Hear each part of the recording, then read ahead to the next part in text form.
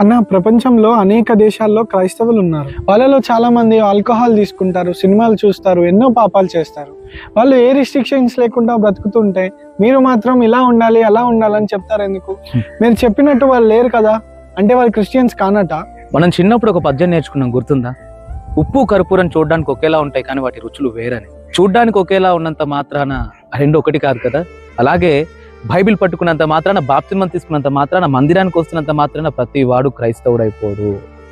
క్రీస్తు బోధన ఎవరైతే తమ జీవితాల్లో అనుసరిస్తారో, అవలంబిస్తారో వారే క్రైస్తవులు. నువ్వు చెప్పింది నిజమే.